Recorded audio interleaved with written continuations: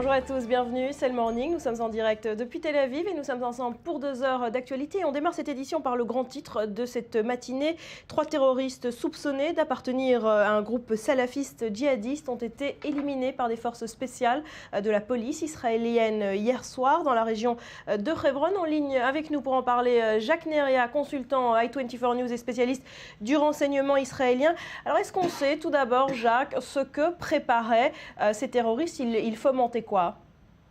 Écoutez, cette cellule terroriste était sous surveillance, ça fait déjà plus d'une semaine, donc les informations sur ces suspects-là étaient là. Ils préparaient des actions sans doute de grande envergure contre des cibles israéliennes, mais aussi il semblerait, contre des cibles de l'autorité palestinienne. Pourquoi l'autorité palestinienne? C'est une information qui peut surprendre. Écoutez, comme vous l'avez dit, c'est une cellule djihadiste salafiste, donc on parle en fait, c'est une première apparence, je dirais, apparition d'Al-Qaïda. Donc Al-Qaïda, c'est pas tout à fait, je dirais, de l'organisation qui accepte le fait que l'autorité palestinienne coexiste avec Israël, donc simplement c'est une cible préférée. Et leurs revendications, en clair, pour qu'on comprenne? Pour l'instant, il n'y a pas de revendication. C'est tout simplement, cette cellule-là a été tout simplement télécommandée de l'extérieur. Et pour l'instant, je dirais qu'il y a beaucoup de détails qui nous manquent encore, mais dans les prochains jours, j'imagine que les choses seront beaucoup plus claires. Alors Jacques, on voit les incidents se multiplier ces derniers mois en Cisjordanie. Est-ce que les renseignements israéliens commencent à parler d'une 3e intifada? Écoutez, si vous avez en tête une intifada comme la première et la deuxième intifada, nous sommes loin de là. Nous ne sommes pas dans ce même, je dirais, dans ce même disque. C'est autre chose tout à fait. Ça pourrait être l'apparition de plusieurs cellules, des nébuleuses par-ci par-là, des initiatives individuelles. Nous sommes loin, je dirais, d'une intifada générale de tous les territoires contre la présence israélienne, mais plutôt, vous savez, déjà dans ces 3 derniers mois, il y a plus de 8 incidents avec des Israéliens qui ont été tués, des soldats, 3 soldats dernièrement, et d'autres sites qui ont été aussi attaqués. Donc en principe, je dirais que nous sommes dans une situation intifada, mais ce n'est pas la même intifada qu'on parlait il y a quelques années. Alors on sait que le Shabak, les renseignements intérieurs israéliens ont suivi les faits et gestes de cette cellule pendant plusieurs semaines. Est-ce qu'ils peuvent être satisfaits aujourd'hui de leur travail? En principe, oui. Enfin, toute la cellule n'a pas été éliminée. Je pense qu'il y a assez d'éléments pour continuer cette poursuite-là. Écoutez, la guerre contre le terrorisme est une guerre continue. On ne s'arrête jamais. Ce n'est qu'une étape dans une bataille de plusieurs séquences. Et ce n'est qu'un début, malheureusement. Merci beaucoup, Jacques Neria. On reviendra dans quelques instants sur les détails de cette opération, l'identité de ces terroristes avec notre correspondant militaire Maxime Perez. Merci beaucoup, Jacques, d'avoir été avec nous ce matin.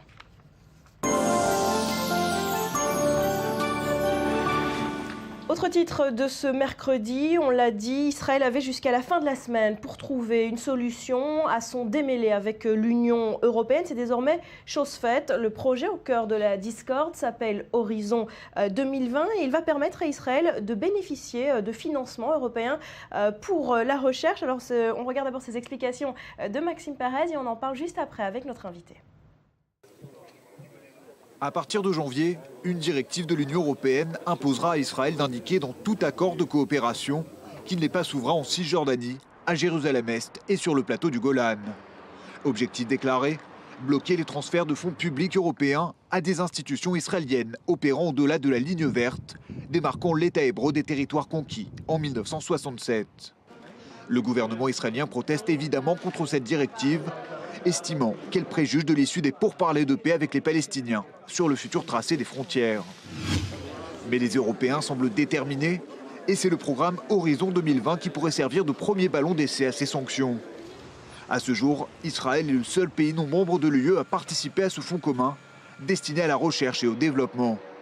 Un investissement rentable, sur les quelques 600 millions d'euros qu'il a injectés, l'État hébreu a perçu en retour près d'1,5 milliard d'euros, notamment des droits sur la propriété intellectuelle.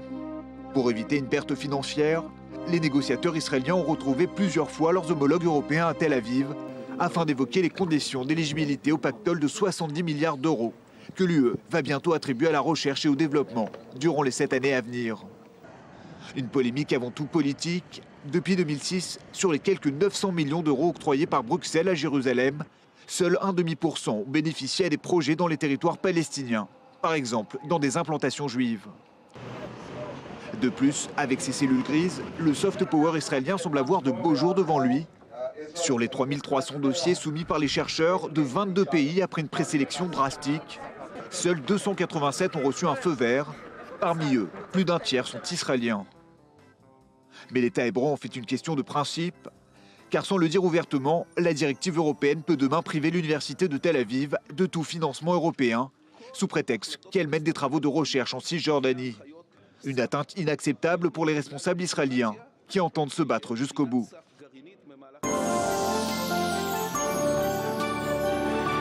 Bonjour Daniel Rouage, merci d'être avec nous ce matin. Vous êtes professeur d'économie au Technion de Haïfa, président de la Chambre de commerce Israël-France. Alors est-ce que ce compromis qui a été trouvé en dernière minute entre Israël et l'Union européenne est un bon compromis pour Israël? Écoutez, c'est un excellent compromis. En effet, s'il n'y avait pas été signé un accord, beaucoup de chercheurs israéliens se seraient retrouvés sans financement pour leurs travaux. Et je crois que le gouvernement israélien s'est rendu compte trop tard de cette évolution européenne. En fait, il y avait énormément de signaux qui montraient que l'Europe allait bouger dans ce sens-là, c'est-à-dire bloquer des financements européens sur Israël.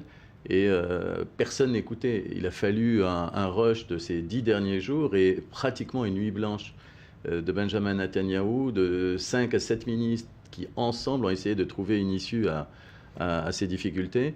Il faut dire que pour Israël, le blocage de financement européen... Ça représente quoi en termes de financement? C'est plusieurs centaines de millions d'euros. Mais en fait, il y a un effet qui est collatéral, qu'on n'arrive pas à mesurer. Quand vous avez une entreprise israélienne qui coopère avec une entreprise italienne, française et autres, en fait, l'effet en retour ne se mesure pas uniquement en argent. Ça va se formaliser en transfert de connaissances, transfert de technologie, en partnership, en affaires qui vont se dérouler par la suite. Donc en fait, Israël, et c'est une chose qui me surprend énormément, ne s'est pas équipé de manière très précise pour mesurer quel était l'impact européen. Il s'est réveillé à la dernière minute. Réveillé à la dernière minute, et en plus, on a l'impression que tout le monde croyait que ça allait bien se passer. Alors on rappelle le fond du problème, il est politique. Est-ce que des institutions financières, des entreprises derrière la ligne verte vont recevoir des financements européens maintenant que cet accord a été signé? Oui, mais avec, bien entendu, du côté israélien, on va le faire avec une très grande discrétion. On va faire comme si l'accord est signé, mais en fait l'argent va bien passer partout. Israël, depuis des années, s'est spécialisé dans des stratégies de contournement. Donc même si l'Union européenne avait complètement bloqué, on sait que de toute manière, beaucoup d'entreprises israéliennes, de fonds et autres, se seront déclarés en Europe quand société. Juridiquement, c'est détournable cet accord? Comment va faire Israël? Actuellement, en fait, dans les faits, pour Israël, c'est une très bonne issue. Tout le monde garde la face. Pour Israël, il y a une possibilité d'obtenir des fonds très importants. Donc c'est là le résultat le plus important. Maintenant, il va y avoir certainement des soubresauts dans le cadre de cet accord. Tout le monde voulait cet accord à la fin. Mais comment arriver à quelque chose qui puisse être acceptable sur le plan politique, c'était quelque chose d'extrêmement délicat. Et je crois que c'est Tzipi Livni qui, en dernière minute, a trouvé la synthèse de la synthèse qui a été présentée à Benjamin Netanyahou. Ça prouve quand même que l'Union européenne va continuer de taper du poing sur la table contre les implantations en Cisjordanie pour faire avancer le processus de paix. Ça va passer par ce genre de quiproquo? Ça présente un élément fondamental, c'est que les Israéliens aujourd'hui savent que l'Europe, à un moment donné, peut véritablement agir de concert, et les menaces qui viendront à l'avenir seront prises très au sérieux, ce qui n'était absolument pas le cas auparavant. On peut parler de sanctions? Oui. L'Union européenne, depuis très longtemps d'abord, les ambassades européennes installées ici à Tel Aviv ont toujours collaboré ensemble et savaient que l'un des points pour pousser Israël à bouger sur le plan politique, c'était les financements européens, c'était l'Europe, puisque, pas oublier un chiffre qui est clé, en matière d'exportation israélienne, de développement international, l'Europe représente un tiers de toutes les exportations israéliennes. Et les centres de recherche israéliens préfèrent travailler de très loin avec des Européens qui ne sont pas très loin, en Allemagne, en France, en Italie, en Espagne et ailleurs, plutôt que de travailler avec des centres de recherche qui sont en Californie, avec des heures de décollage impossibles, avec des voyages, des frais directs qui sont très lourds. Donc l'Europe est à 2 pas, est à 3 heures, 4 heures, 5 heures. Donc la coopération Europe-Israël s'impose. Sur le plan politique, certainement, on va trouver des accords entre... Les compromis vont continuer d'être trouvés, même si le processus de paix n'avance pas. Vous êtes optimiste sur la question? Moi, je suis très optimiste, mais il ne faut pas oublier une chose. Vous voyez, le ministre des Affaires étrangères était opposé à tout accord en disant, de toute manière, si on ne signe pas, so what? Qu'est-ce qui va se passer? Et ce n'était pas du tout l'avis de tous les autres ministres, que ce soit le ministre de la Santé, que ce soit le ministre des Transports, que ce soit le ministre en charge des technologies et des savoir-faire. Il faut savoir qu'ici, en Israël, il n'y a pas autant de fonds publics qui sont alloués à la recherche. Les universités doivent se débrouiller par elles-mêmes. Et donc, il y a des fonds binationaux avec les Américains, il y a des fonds européens qui sont là, il y a des fonds privés et donc, des entreprises. Israël ne pouvait pas s'en passer de cet accord-là. Israël ne pouvait pas s'en passer. Et c'est ce qui explique pourquoi Benjamin Netanyahou a fait passer ça en priorité dans son agenda ces derniers jours. Il savait qu'il va y avoir un effet de choc absolument considérable ici en Israël. Une aide à la recherche, elle existe également de la part des États-Unis? L'aide est considérable. Il existe un Binational Fund de recherche entre les États-Unis et Israël. Tous les ans, des centaines de millions de dollars sont versés en coopération. Les Américains, depuis très longtemps, ont formalisé un fonds qui est extrêmement pertinent, large en termes de financement et large en termes de nombre d'entreprises qui bénéficient de la coopération. Ce qui n'est pas le cas sur le plan européen et ce qui n'est absolument pas sur le plan français. Sur le plan français, il y a à peu près une quinzaine de gros projets qui bénéficient d'allocations de recherche et développement franco-israélien, mais les Américains jouent un rôle fondamental. Si l'Europe avait fermé ses portes, ça aurait poussé Israël à être encore plus dépendant de partenariats technologiques avec les États-Unis. Un point nouveau quand même, qui est très lourd, on a la Chine aujourd'hui qui est en train de jouer un rôle de plus en plus important en Israël. Vous avez de plus en plus d'universités. Dans ces domaines-là, de technologie, de recherche et de développement. Des financements arrivent actuellement, et d'ailleurs on le voit très bien. L'université de Tel Aviv et le Technion a signé un accord avec une dotation de 130 millions de dollars. On n'avait jamais vu ça en Israël. Et ces 130 millions de dollars, c'est une coopération avec la Chine, avec une université qui portera le label Technion. Et cet élément-là est en train de tracer les voies vers l'avenir. Je suis convaincu que d'ici 4-5 ans, pas plus, on aura de plus en plus de partenariats. Est-ce que c'est l'avenir économique d'Israël, ces programmes de recherche et développement, ces start-up, tout ce domaine technologique, est-ce qu'Israël compte là-dessus comme moteur de croissance? Aujourd'hui, oui, bien sûr, c'est un moteur de croissance énorme. Et c'est aussi, on appelle ça en anglais le branding, c'est-à-dire l'image d'un pays. Et aujourd'hui, l'image des pays dans le monde, il faut le reconnaître, beaucoup d'indicateurs ne donnent pas une bonne image d'Israël. Par contre, en matière de technologie, de savoir-faire, on a une amélioration très sérieuse d'Israël avec le high-tech. Donc Israël, pays high-tech, Israël, Startup Nation et autres. D'ailleurs, à force de le dire, tout le monde l'utilise sans savoir exactement ce qu'il y a derrière.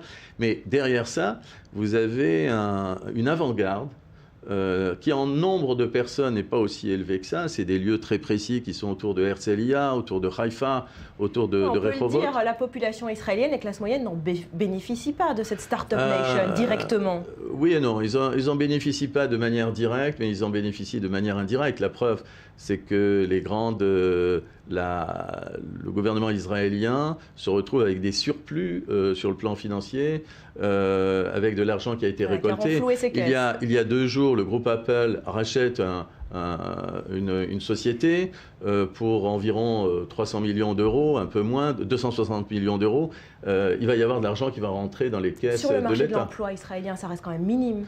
Ça reste minime et ça permet quand même à Israël, quand vous avez PrimeSense vendu à Apple, des millions rentrent dans les caisses qui permettent peut-être, et c'est là le problème, c'est d'engranger des programmes de formation, de financer un certain nombre de développements. Et c'est là où il y a un hic. On ne voit pas l'effet direct entre le high-tech israélien qui se développe de manière absolument remarquable, il faut le dire, avec un impact direct. Je ne vous cache pas que depuis des années, moi-même, en tant que professeur, je fais des études sur les Silicon Valley du monde. Nous avons publié avec Edward Kuckerman un livre qui s'appelle « Israël Valley, le bouclier technologique de l'innovation ». Et j'ai étudié ce qui se passe également en Californie. Eh bien, vous avez le même effet. En Californie, vous avez une société qui est extrêmement riche, et de l'autre côté, vous avez des esclaves technologiques. Vous avez des gens qui vivent avec le minimum du minimum pour pouvoir vivre. En Israël, on n'est pas encore là, mais probablement, je suis très optimiste, je pense que le gouvernement israélien va s'en rendre compte. Merci beaucoup Daniel Roy d'avoir été avec nous ce matin. On se retrouve après un nouveau journal, ne bougez pas.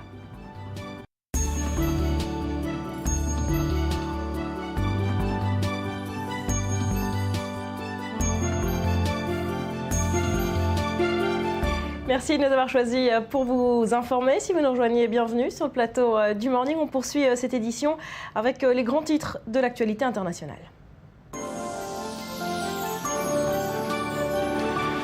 Rebecca Benamou, bonjour. On ouvre cette revue de presse avec un reportage du New York Times ce matin qui relance le débat sur le cancer du sein et les opérations préventives. Tout à fait. Alors, moi, ce qui a attiré mon attention, c'est que curieusement, ce matin, ce n'était pas la Centrafrique, l'Iran ou encore l'impopularité d'Obama qui faisait la une du New York Times, mais bien cette enquête exclusive réalisée en Israël. Israël, le second pays au monde où le taux de cancer du sein est le plus élevé.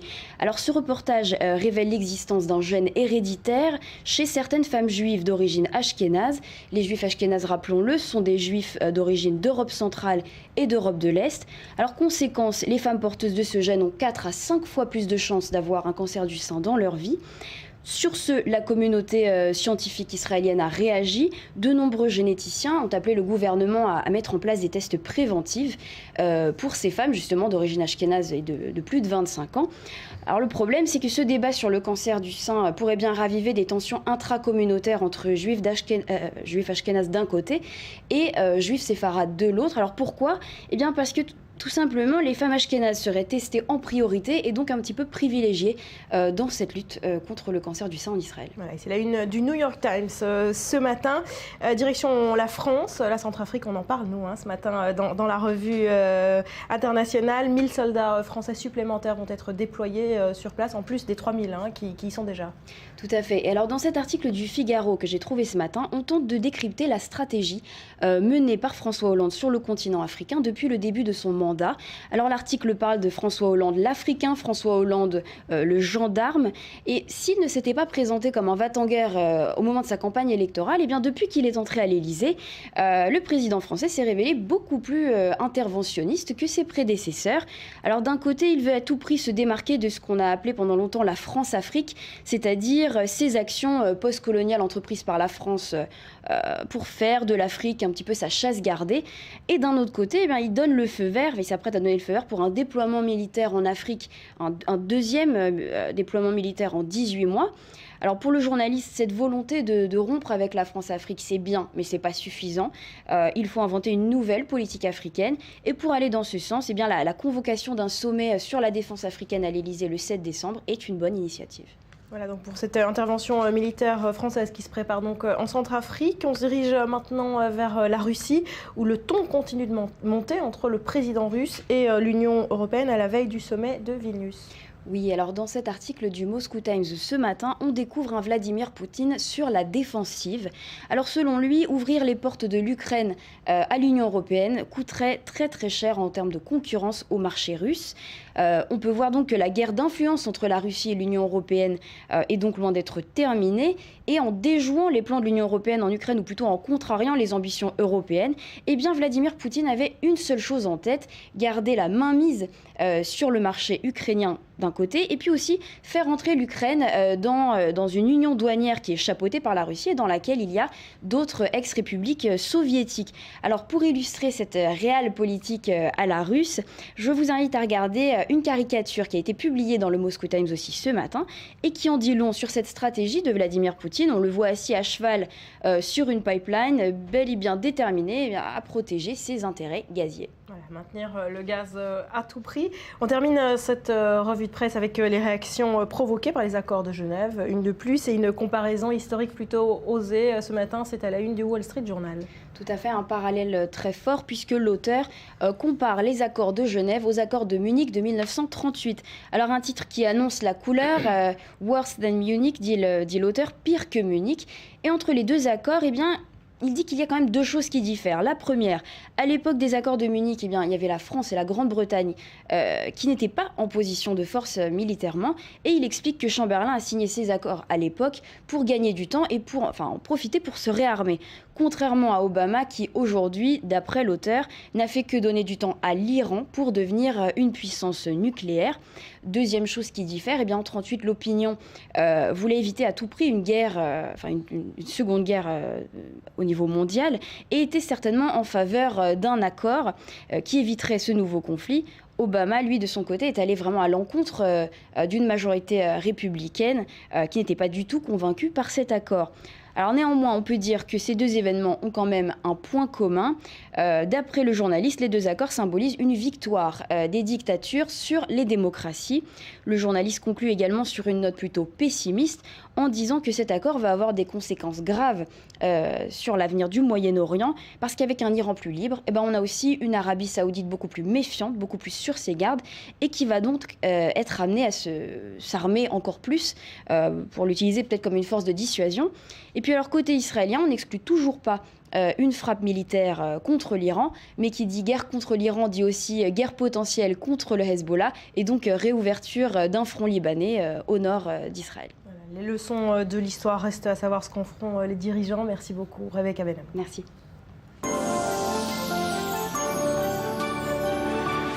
Vous êtes sur X24 News, nous sommes le mercredi 27 novembre. Voici les grands titres de l'actualité. Une cellule salafiste djihadiste démantelée hier soir dans la région de Hebron. 3 terroristes ont été éliminés par une unité spéciale de la police israélienne alors qu'ils se trouvaient dans leur véhicule. L'opération a été menée après des semaines de surveillance. Les terroristes prévoyaient plusieurs attentats et l'enlèvement de soldats israéliens.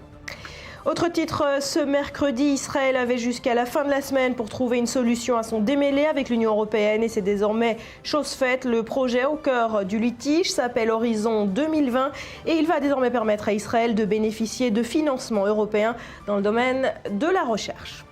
Enfin, un premier désaccord assumé avec l'Iran depuis la signature de l'accord de Genève. Le ministère iranien des Affaires étrangères a accusé la Maison-Blanche d'avoir présenté comprenez, une fausse interprétation de l'accord entre les grandes puissances et l'Iran sur l'avenir donc de son programme nucléaire. Et puis le chiffre à retenir ce matin, 30 degrés. C'est la température prévue aujourd'hui à Tel Aviv. Un 27 novembre, des températures aussi élevées, eh bien, ce n'était plus arrivé depuis 60 ans en Israël. Et vous le voyez sur ces images, pour le plus grand plaisir des habitants de la métropole qui ont donc retrouvé les joies estivales des plages. Enfin, l'image du jour. La voici, Arik Einstein, un des plus grands chanteurs israéliens, s'est éteint cette nuit à l'âge de 74 ans. L'auteur-compositeur-interprète est décédé à l'hôpital Ichilov de Tel Aviv où il avait été admis quelques heures plus tôt pour un malaise cardiaque. Sa carrière musicale de plus de 50 ans est à l'origine du rock israélien. Il laisse derrière lui 4 enfants.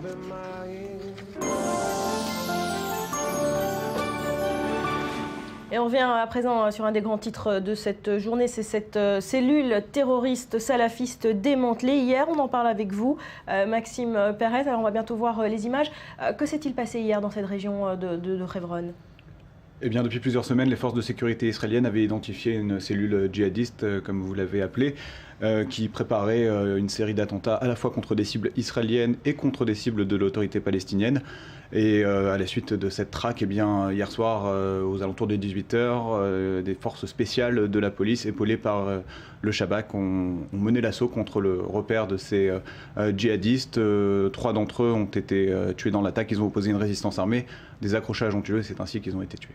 Alors on l'a dit, ce sont des salafistes, djihadistes, palestiniens. C'est assez rare en Cisjordanie, c'est un phénomène nouveau, cette mouvance ?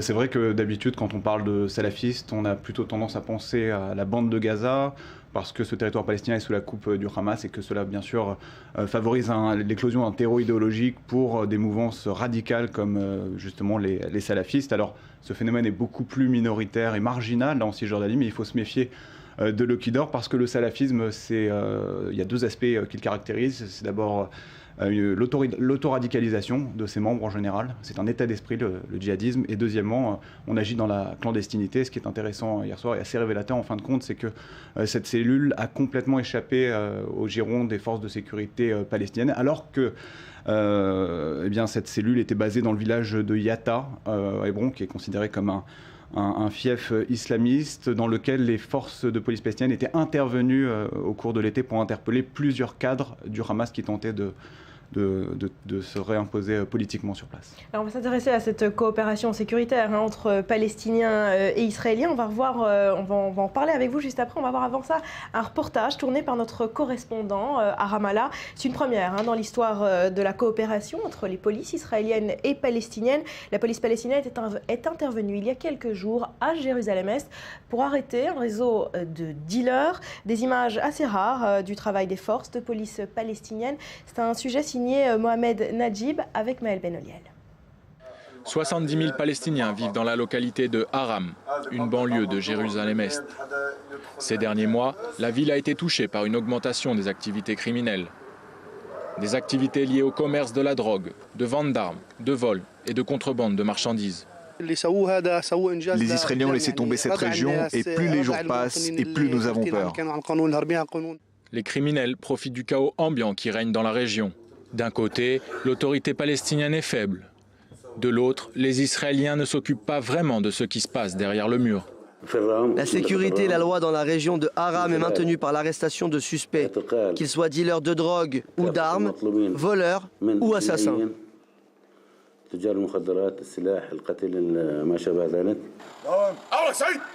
Une opération sans précédent. Les services de l'autorité palestinienne ont formé 400 agents complètement équipés et armés pour combattre cette vague criminelle.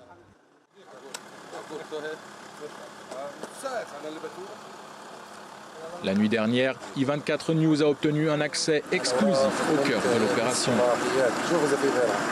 Dans cette grande pièce, toute l'intelligence de l'autorité palestinienne est réunie.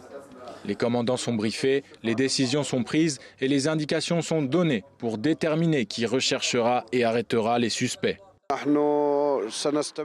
Nous continuerons cette opération jusqu'à l'arrestation du dernier hors-la-loi, ce qui amènera la sécurité à tous les habitants de la région. Nous sommes actuellement dans la voiture du commandant de cette opération d'envergure. La voiture en face de nous est une voiture de police palestinienne. Cette soirée est calme, 3 jours après le début des opérations.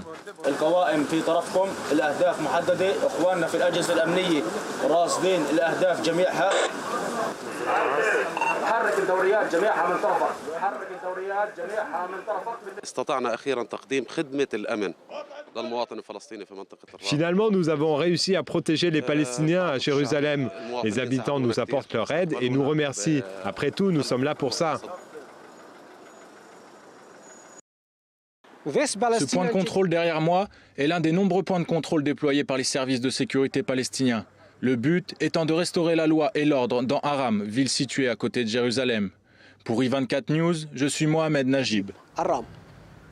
Maxime, on le voit dans ce reportage, ces forces spéciales palestiniennes, elles se sont professionnalisées depuis quelques années. Comment vous l'expliquez ce phénomène ?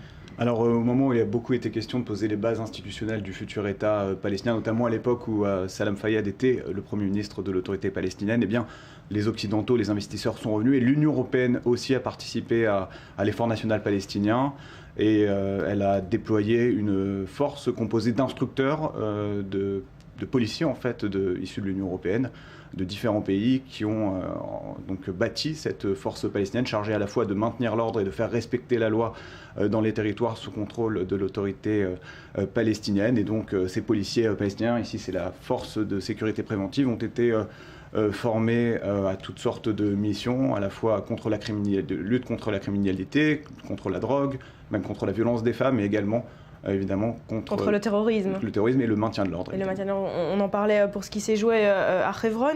Alors, être un policier palestinien, est-ce que c'est une mission facile? On connaît le découpage de la Cisjordanie, les zones qui sont partagées entre autorités israéliennes et palestiniennes. Comment ça se passe concrètement? C'est assez compliqué dans la mesure où aujourd'hui les forces de sécurité palestiniennes sont essentiellement déployées dans les zones A, les zones sous contrôle de l'autorité palestinienne. Ce sont essentiellement des villes, des grandes agglomérations comme Ramallah, comme Jenin, comme Hébron, même Naplouse. Mais autour de ces villes, eh bien, la zone est considérée comme est appelée zone B. C'est une zone sous contrôle sécuritaire israélien. Et à ce moment-là, quand ce sont des zones où il y a à la fois des villages palestiniens et également des implantations juives. Et dès lors que les policiers palestiniens veulent opérer dans cette juridiction, ils ont besoin du feu vert de la bureaucratie israélienne, du feu vert de l'armée, de la police israélienne.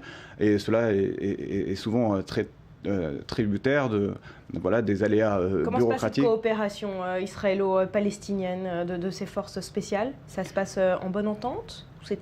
Oui, il y a une réelle coopération en termes de renseignement parce que l'autorité palestinienne a évidemment intérêt à coopérer avec Israël sur différents types de menaces, comme l'éclosion du Hamas qu'elle veut empêcher à tout prix. Elle vit dans la crainte depuis 2005 d'un putsch du mouvement islamiste comme celui qui s'est déroulé à Gaza. Maintenant, il faut savoir que ces policiers palestiniens sont pour la plupart d'anciens repentis des factions palestiniennes comme les brigades des martyrs Al-Aqsa. Certains sont d'anciens terroristes, certains ont du sang sur les mains. À tout moment, ils pourraient basculer. Ce qui tient aujourd'hui ces forces palestiniennes en l'état, c'est le fait que les salaires de ces fonctionnaires soient payés. Ça n'a pas toujours été le cas. Cela a provoqué d'ailleurs des crises, des troubles au sein des territoires palestiniens. Il y a deux facteurs importants. Le premier, c'est que c'est important qu'il y ait un règlement politique pour pouvoir asseoir cette autorité palestinienne, en tout cas le maintien de l'ordre. Et deuxième point très important, c'est quelque chose d'assez nouveau, il faut savoir que depuis que le Hamas est financé massivement par le Qatar et l'Iran, il utilise en partie ces fonds pour créer une base de renseignement et corrompre des policiers palestiniens. Merci Maxime Taras, tout de suite un nouveau journal.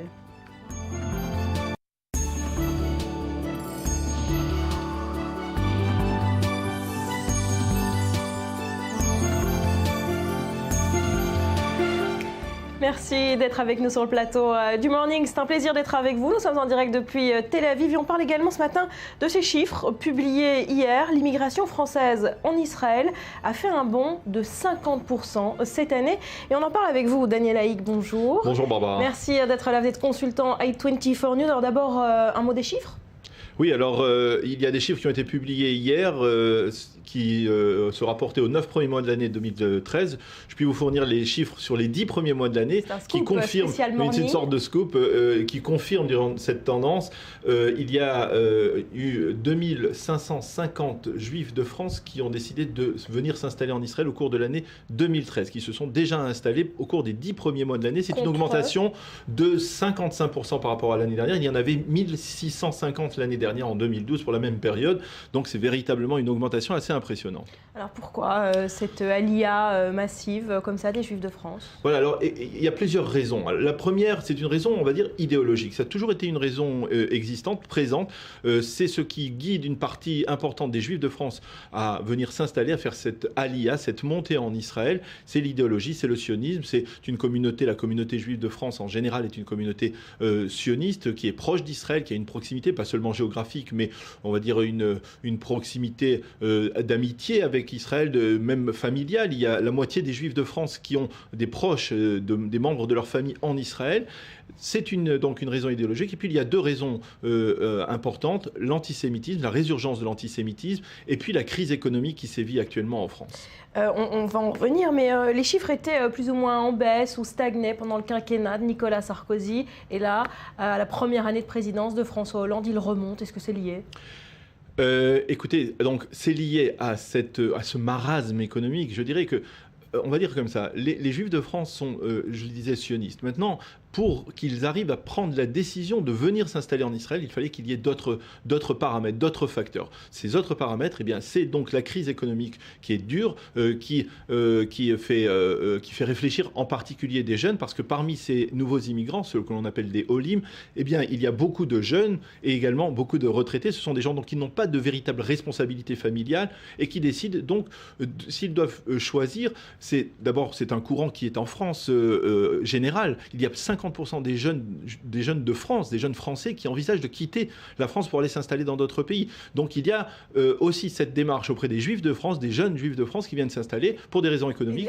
La bonne santé de l'économie israélienne fait rêver ces Juifs de France ? Oui, d'une certaine manière. Ils se disent, ils ne se seraient pas dit, ils n'auraient pas eu cette réflexion si l'économie française était en bonne situation, était saine. Mais à partir du moment où il y a des difficultés, ils rencontrent des difficultés pour trouver du travail, eh bien ils se disent, eh bien, nous, on a toujours été proche d'Israël. Pourquoi finalement ne pas envisager donc de faire cette aliyah ? Et là-dessus se rajoute l'autre paramètre qui est celui de l'antisémitisme. Et là, il y a le phénomène, on va dire le contre-coup de la tuerie de Toulouse, bien entendu, qui se fait. Ça a été incontestablement un électrochoc pour les Juifs de France. Il y a une crainte, un sentiment d'insécurité en dépit des cars de police qui sont déployés devant les écoles juives de France. Il y a un sentiment d'insécurité. Il y a une résurgence de l'antisémitisme, de plus en plus d'attaques physiques contre des juifs. Et puis il y a aussi, on n'en parle pas souvent, ce que l'on peut appeler l'antisémitisme silencieux. C'est en particulier celui qui touche des jeunes écoliers lorsqu'ils vont à l'école en portant la kippa et qui reconnaissent qu'ils se font régulièrement insulter ou cracher dessus par des gens, des antisémites. Et ça, c'est un sentiment qui touche les familles et qui pousse de plus en plus de Juifs de France à envisager donc de faire la aliyah et même à faire cette aliyah, cette montée en Israël. Alors, vous parlez d'idéologie, d'antisémitisme, d'économie. On a souvent abordé cette immigration qu'on appelle fiscale. Ah oui. Est-ce que ça joue aussi dans la balance ? D'abord, c'est quoi l'immigration fiscale ? L'immigration fiscale, c'est ce qui pourrait permettre à des Juifs de France, en obtenant la nationalité, d'avoir des réductions d'impôts. C'est un peu comme certaines démarches qui ont été faites par des acteurs célèbres comme Gérard Depardieu, qui ont voulu émigrer à l'étranger. C'est un paradis fiscal, Israël ? Alors, comme si Israël était un paradis fiscal. Alors, d'abord, ce n'est pas un paradis fiscal. Et puis aussi, il faut savoir que cette démarche est en tout cas très...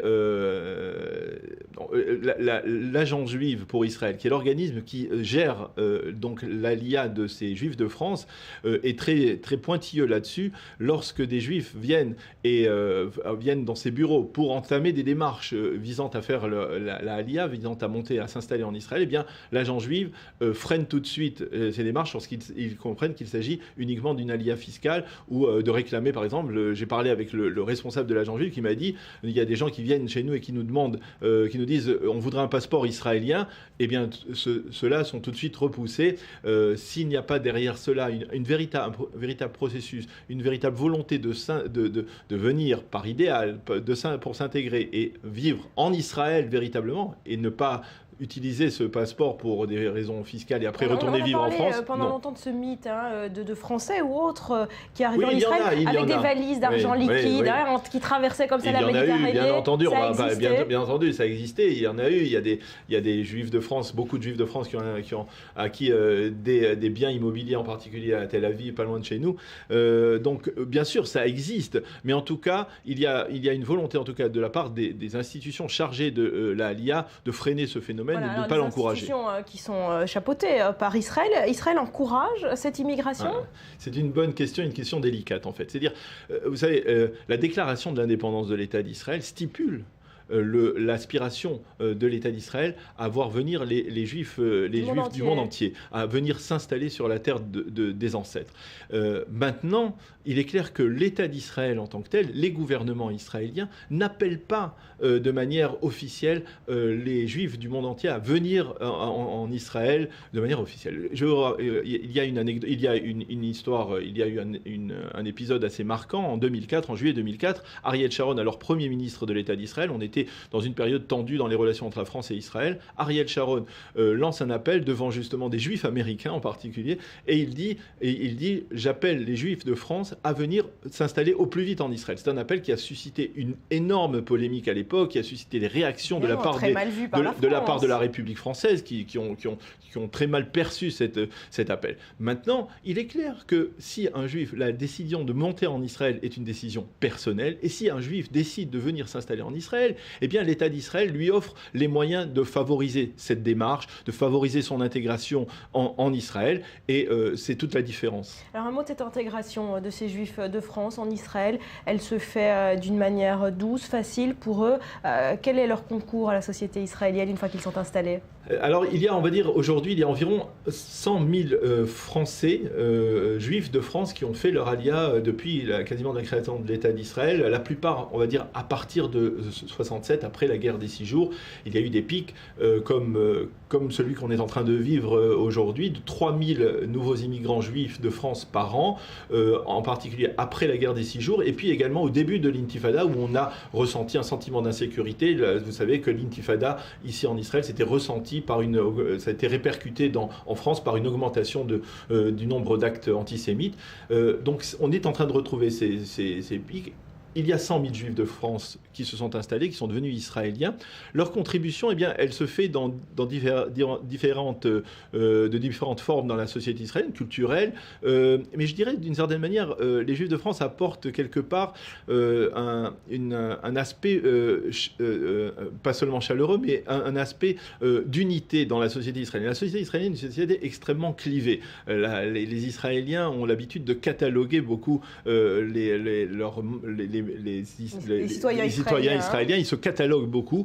Les Juifs de France ont cette habitude de ne pas stigmatiser, de ne pas séparer leur origine. Par exemple, en France, les Juifs de France ont vécu parfaitement en entente séfarade, ashkénaze, laïque, religieux, orthodoxe. Et cela, ici, d'une certaine manière, c'est un peu l'apport de la communauté juive de France à l'État d'Israël, essayer de donner un peu plus de cohésion à la société israélienne. Donc, ceux qui sont arrivés en Israël sont satisfaits et dans la majorité des cas ne rentrent pas en France. Alors, bien entendu, il y en a qui rentrent, il y en a qui ne parviennent pas à s'intégrer. Mais ceux qui sont venus en Israël pour des raisons hautement idéologiques, en mettant de côté l'aspect matériel de leur démarche, eh bien, en général, ils s'intègrent plus ou moins facilement. Ce n'est jamais facile de vivre en Israël. On ne vous a jamais promis un jardin de roses, affirment les responsables justement de l'agence juive lorsque l'on arrive en Israël. Eh bien, effectivement, ce n'est pas facile, mais c'est motivé par un idéal, une idéologie, eh bien, c'est déjà un peu plus facile et cela se déroule de manière plus ou moins normale. Voilà, donc pour ces chiffres sur l'immigration française en Israël, restez avec nous, Daniel. On va parler d'un autre sujet qui va vous intéresser et dont on va parler avec vous. Chaque année, des milliers de pèlerins juifs se rendent en Ukraine, dans la ville d'Ouman. C'est le plus grand pèlerinage juif au monde. Alors que vont-ils chercher sur place? Regardez ce reportage et on en parle donc avec Daniel Haïk juste après. Aéroport de Kiev. Michael Reva, en veste marron, vient à Ouman pour la première fois. Accompagné par son voisin et ami, Benjamin Haddad, un habitué d'Ouman. Marseillais d'origine, Michael a réalisé son alia il y a 10 ans et habite dans la région de Jérusalem. Il nous explique ses motivations. Je n'aurais jamais pensé venir à Ouman un jour. J'entendais parler, bon, mais c'est loin, c'est pour les autres, Ouman, quoi. Pour les gars comme lui. Mais, et puis un jour, il n'y a pas si longtemps que ça, ma femme m'a dit « Tu pars à Ouman ». Tu pars à Ouman. C'est un ordre, tu pars à Ouman. Et j'ai dit, bof, ouais, sans plus, quoi. Mais bon, elle a travaillé, et puis ce que femme veut, femme obtient. C'est ici que commence Ouman. Ouman, c'est un village protégé. C'est un village qui est quand même plus ou moins interdit aux Russes, sauf les riverains. Donc c'est commence ici, vous voyez, il y a des barrières, avec des flics un peu partout. C'est pour nous protéger, c'est pas pour nous faire du mal. C'est pour nous protéger cette fois. On dirait qu'on rentre dans une série de Derrick. C'est à peu près l'époque où ils ont été faits, ces immeubles. Je te jure, hein. Il y a un inspecteur Derrick qui va sortir de la voiture, là, regarde. Ben voilà, mon lit. Avec une belle décoration florale. Rideau d'époque. Voilà, on va sortir découvrir la ville. La veille de Rosh Hashanah, à midi, tous les juifs d'Ouman récitent en même temps un tikkun haklali. Michael plonge pour la première fois dans l'effervescence d'Ouman.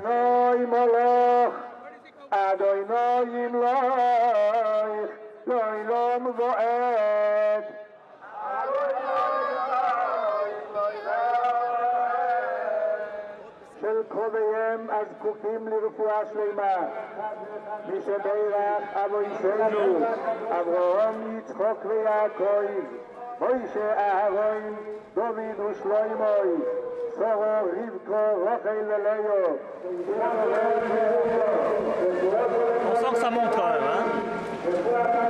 De l'ambiance kermesse, c'est en train de passer à... C'est impressionnant ces images, Daniel. Comment ça se passe sur place? Est-ce que ça se passe bien? Ils sont quand même des dizaines de milliers à investir un petit village ukrainien. Bon, alors d'abord, je dois vous dire, je ne suis jamais allé à Ouman. J'en ai beaucoup entendu parler.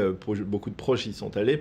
C'est une atmosphère assez particulière, il faut reconnaître. D'abord parce qu'on se trouve à la veille de Rosh Hashanah, qui est l'un des jours les plus solennels de l'année du Nouvel An hébraïque. Et donc, il y a une atmosphère. C'est extrêmement bien organisé. Il y a plus de 30 000 personnes. Tout est organisé. Les offices pendant la fête, les repas, tout est parfaitement organisé. Il y a des organisations qui travaillent là-dessus en permanence. Il y a même aujourd'hui, on va dire, une représentation du mouvement Breslav à Ouman en permanence pour accueillir non seulement ceux qui viennent à cette période de l'année, mais aussi pendant toute l'année. Et donc, il y a une atmosphère d'élévation, on va dire, spirituelle pendant ces jours qui précèdent Rosh Hashanah. Avec les autorités ukrainiennes, ça se passe comment? Plus ou moins facilement, on va dire. Pas toujours facilement. Il y a eu des tensions. Il y a eu cette année en particulier des tensions parce que les autorités ukrainiennes avaient installé une croix sur le lac qui borde la localité d'Ouman où chaque année ces milliers de fidèles juifs venaient d'une certaine manière réciter une bénédiction que l'on récite le premier jour de Rosh Hashanah, du Nouvel An hébraïque. Ça a causé quelques tensions, mais d'une certaine manière, chacun tire un profit de ce pèlerinage massif. Les Ukrainiens d'Ouman, bien entendu, bénéficient puisqu'ils louent leurs appartements très chers aux chassidim, aux membres de ce groupe de Breslav, et chacun est d'une certaine manière satisfait. Un mot des Breslav, le Rabbi Nachman de Breslav, qui était-il et qui sont les Breslav aujourd'hui?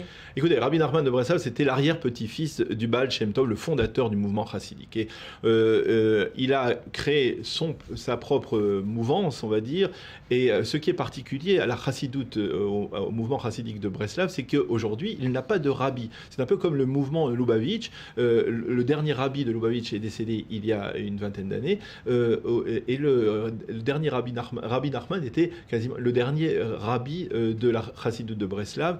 Et d'une certaine manière, c'est assez paradoxal, mais en fait, ces deux groupes chassidiques ont été les deux qui, privés de leur rabbi, ont rejailli à l'extérieur. Ils ne sont pas restés, on va dire, cantonnés dans une sorte de ghetto chassidique, orthodoxe, etc. Ils ont voulu dispenser les enseignements de leur maître à l'extérieur. C'est vrai pour le Rabbi Nachman de Breslav, c'est vrai pour le mouvement Lubavitch. Et l'enseignement de Rabbi Nachman, en un mot, positiver, voir toujours le bon côté des choses. Positiver, ce sera le mot de la journée. Merci beaucoup Daniel Haïk d'avoir été avec nous ce matin. À suivre, Arik Einstein, un des plus grands chanteurs israéliens, est mort cette nuit à l'âge de 74 ans. On revient sur sa carrière dans un instant, juste après un nouveau journal. Restez avec nous.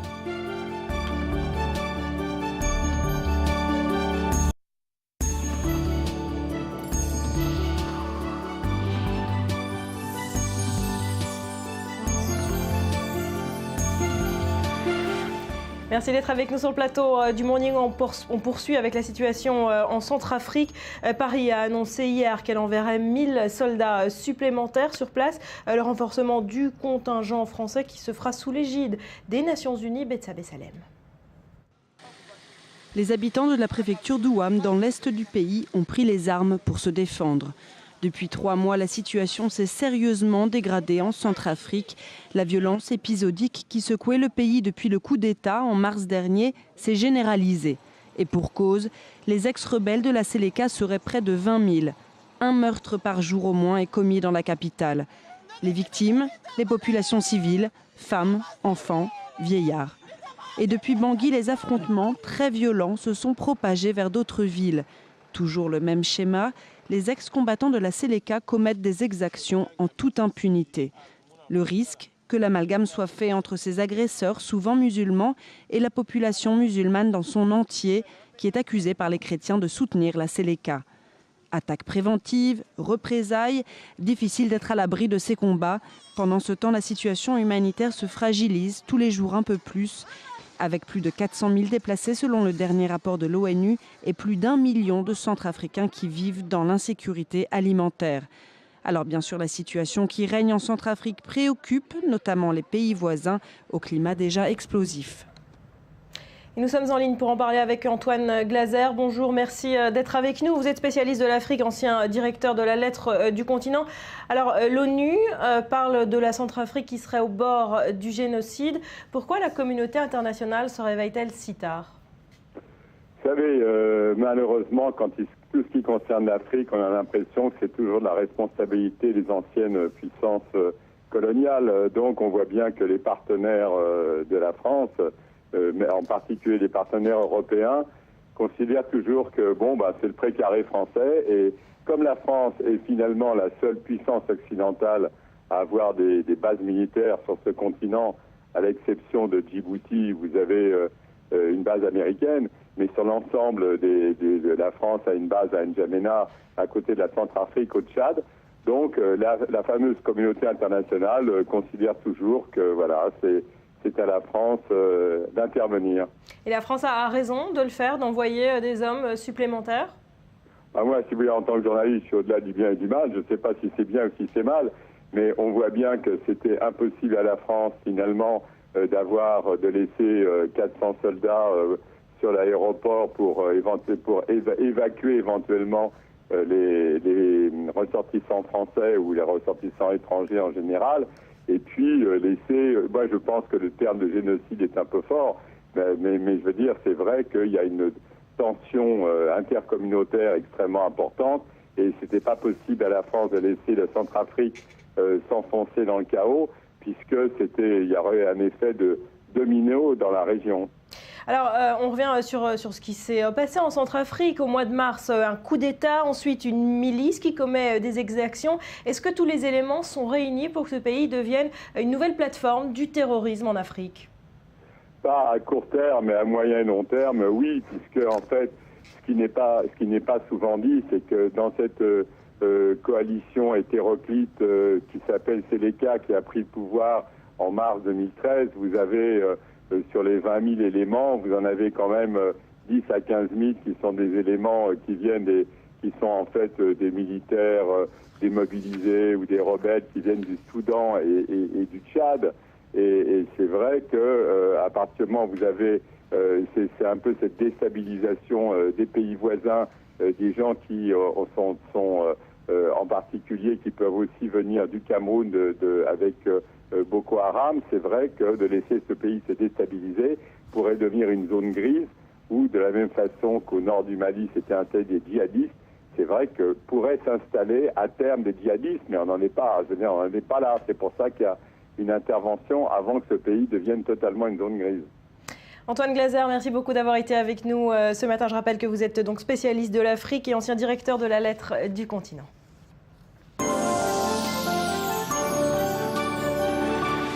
Et on s'intéresse à présent à l'actualité sur Internet. C'est la revue du web avec vous, Rudy Saada. Bienvenue, vous êtes de retour parmi nous. Vous m'avez manqué. À vous aussi. Alors, on commence ce matin par un chiffre, c'est le chiffre 100. Oui, 100 comme les 100 jours au pouvoir du président iranien Hassan Rouhani. À cette occasion, comme on a pu le voir, il a pu donner une interview fleuve entre lyrisme et fermeté. Une interview reprise en temps réel sur Twitter, live tweetée, comme on dit en langage internet. Toutes ces phrases importantes étaient reprises sur le compte Twitter en temps réel et cela n'a pas donné moins de 70 tweets pendant l'interview. Ce qui est intéressant, c'est que évidemment l'interview était en persan mais que les tweets étaient en anglais, c'est-à-dire que ces tweets-là s'adressaient au monde. Un mot-clé a été créé, toujours en anglais, 100 Day Report, le reportage des 100 jours sur lequel les tweetos pouvaient réagir en temps réel tout simplement. Alors, les réactions sur Twitter, elles sont de quelle nature? Alors, il n'y en a pas eu énormément, elles sont peu nombreuses à vrai dire, mais elles sont assez diverses. Il y a les Iraniens qui sont séduits par le discours et l'action du président et le font savoir. Par exemple, le tweetos Mediam, repris par Negar Mortazavi. Pour la première fois depuis 8 ans, quand mon président parle du peuple iranien, j'ai l'impression qu'il parle de moi. A contrario, ce hashtag a permis à certains internautes d'interpeller l'équipe Twitter de Rouhani sur le thème des droits de l'homme, comme vous pouvez le voir sur ce tweet qui interpelle le président iranien. Quel est l'agenda du respect des droits de l'homme d'Amnesty International, si toutefois il y en a un? Alors voilà pour ce chapitre iranien. On part maintenant en Israël, Rudy, où l'émotion, on l'a dit, est très vive après l'annonce donc de la disparition du chanteur Arik Einstein, chanteur mythique en Israël. Une réaction sur les réseaux sociaux également. Oui, alors c'est justement en regardant sur le net qu'on peut voir et qu'on peut mesurer toute l'émotion d'un peuple qui rend hommage au chanteur charismatique Arik Einstein, disparu hier donc à l'âge de 74 ans. Pratiquement tous les Israéliens ont passé leur soirée hier à écouter sur YouTube ces chansons et à partager leurs chansons préférées sur la page Facebook officielle là, que l'on voit actuellement. C'est un très impressionnant flot de messages, de condoléances, de souvenirs, des centaines de messages qui arrivent par heure et qui ne cessent d'être publiés. Je vous le dis souvent ici, à un niveau réseaux sociaux, les Israéliens sont plus Facebook que Twitter. Et bien hier, toutes les pages Facebook publiaient des vidéos et des chansons d'Arik Einstein. Est-ce qu'il y a un hommage aussi à l'étranger de ce chanteur israélien? Et c'est justement là, on va aller voir sur Twitter. Et sur Twitter, les hommages en tweet viennent du monde entier, en français, en anglais, en espagnol aussi. Cela nous permet de nous rendre compte de l'importance d'Arik Einstein dans la culture et l'histoire israélienne. Voici quelques tweets pour vous montrer un petit peu l'étendue de l'aura de cette personne. Pour Père Nicole du blog Carnet d'Alia, c'est comme si Sartre, Brassens et Johnny réunis en un seul homme disparaissaient soudainement. Dans la même veine, mais version anglo-saxonne, Mauro Bartocci parle d'un Springsteen, Presley et Sinatra israélien. Comparaison avec Sinatra qui revient d'ailleurs très souvent. Le conte Dor Hadash parle d'une perte et rappelle en fait qu'Arik Einstein a écrit finalement la bande originale de l'État d'Israël tout simplement. Et pour finir, ce tweet où Dena Shura dit que c'est une part de son enfance qui s'en va. Merci pour la musique. Voilà, pour Arik Einstein, on en reparlera dans un instant avec Virginie Khalifa. On écoutera évidemment sa musique.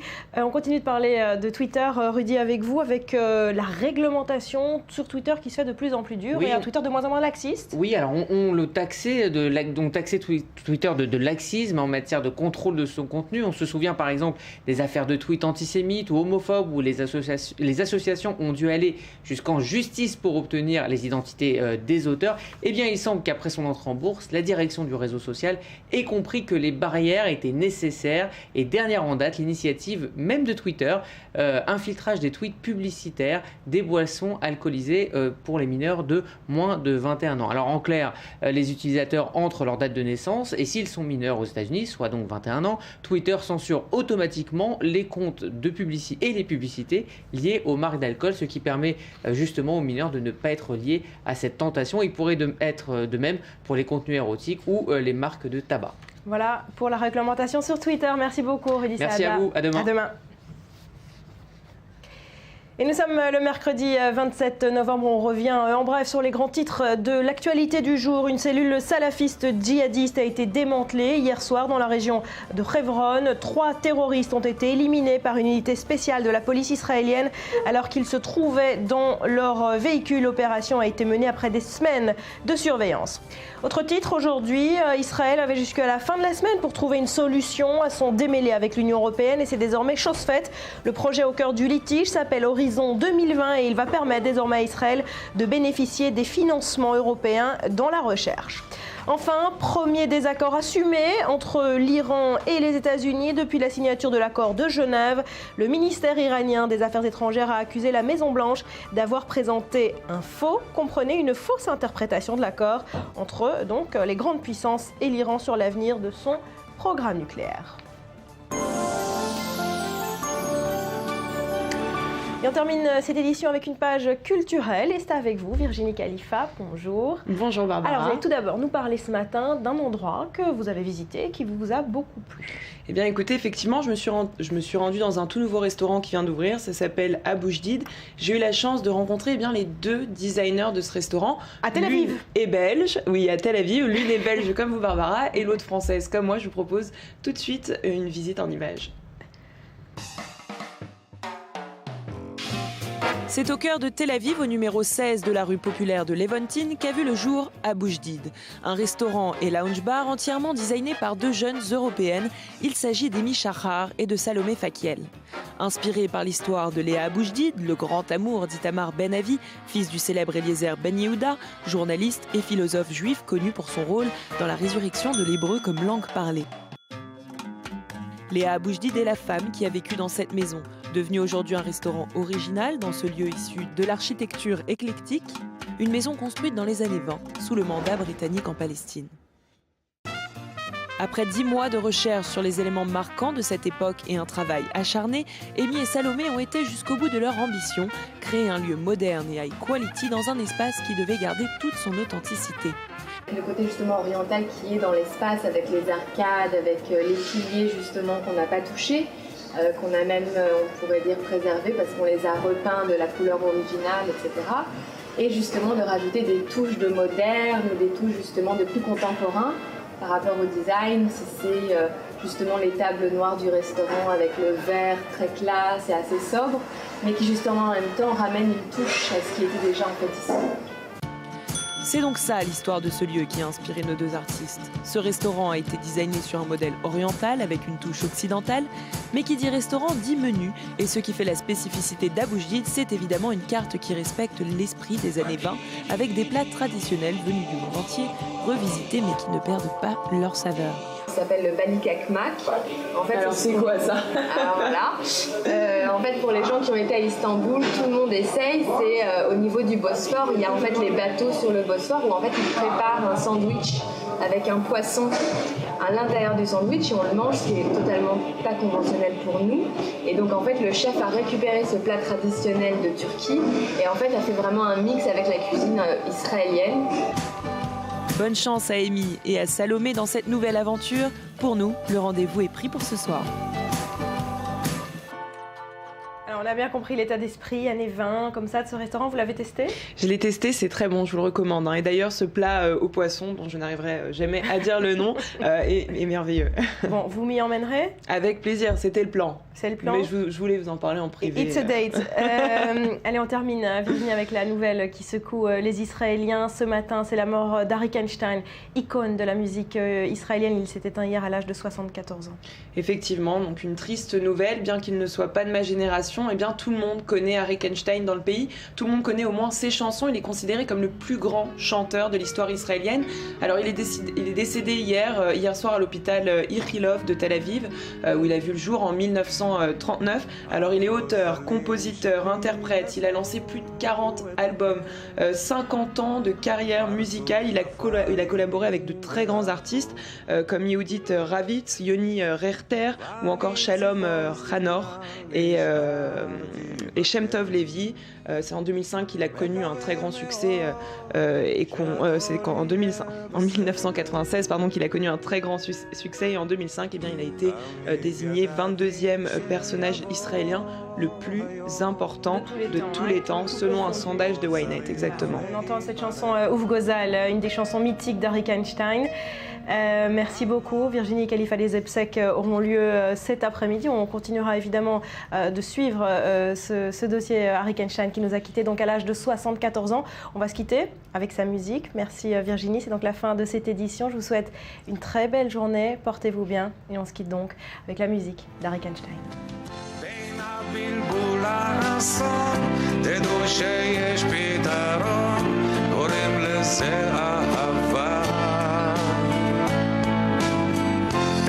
זיוף לאמת, בין כל מה שחי למת, ישנה אהבה. בוקר טוב, אדון שוקו, בוקר טוב, אדון שוקו, מה נעשה? אולי נלך לבקר חבר שלנו אדון שוקו אחר, שוקו, שוקו. תמיד האמנתי שבאמת יהיה רק טוב, ולפעמים כשהופיע רגע אושר, ניסיתי רק לשמור שלא ייעלם בסוף. עומדים על שביל חיים חוזרים הביתה, שנינו נעים בין ערבה לבין בריחה.